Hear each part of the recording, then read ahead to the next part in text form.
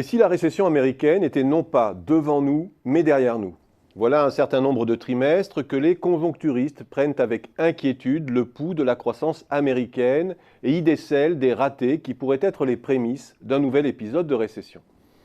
Voilà plusieurs mois qu'ils s'inquiètent aussi de la capacité de l'économie américaine à encaisser la normalisation de la politique monétaire engagée par la Fed.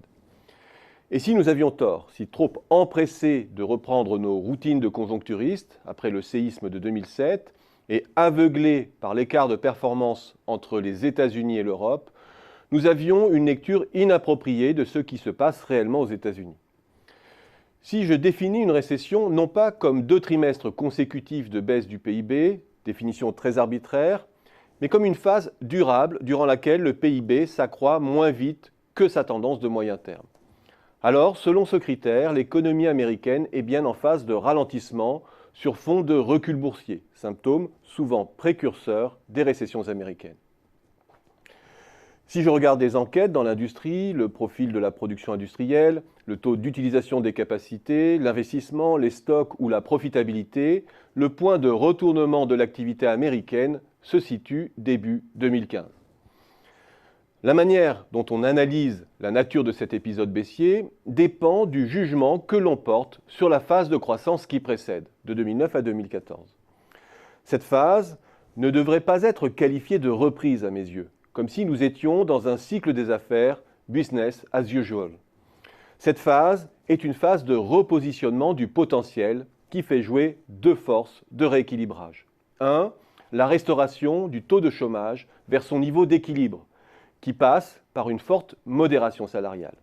Et 2. Le désendettement des agents privés. L'ajustement des salaires et de la dette pénalisant la croissance. Ce n'est donc pas une phase de reprise sans salaire, comme on se plaît à le dire, ce qui marquerait une anomalie de la courbe de Phillips, mais une phase de décrue graduelle du chômage d'équilibre s'appuyant sur une modération des salaires, ce qui est beaucoup plus normal, et avec en arrière-plan une normalisation des taux d'endettement des ménages indispensable vu l'ampleur et la nature du choc de 2007. La mini-récession que l'on observe depuis 2014 est l'œuvre de forces contradictoires. Les conditions monétaires se sont resserrées, hausse du dollar, stabilisation du bilan de la Fed, mais à l'inverse, la politique budgétaire est restée neutre et les États-Unis ont bénéficié, comme les autres, de la détente prolongée des taux d'intérêt et de la baisse des prix de l'énergie et de leur impact positif sur le crédit privé et sur le pouvoir d'achat des ménages. La bonne tenue de la demande de services a permis, même si les créations d'emplois ont ralenti, que le processus de rééquilibrage structurel du marché du travail ne s'interrompe pas. Oublions cette histoire passée à la lisibilité trouble du point de vue cyclique et reprenons nos routines de conjoncturistes. À 5%, le taux de chômage américain dispose encore d'une marge de baisse.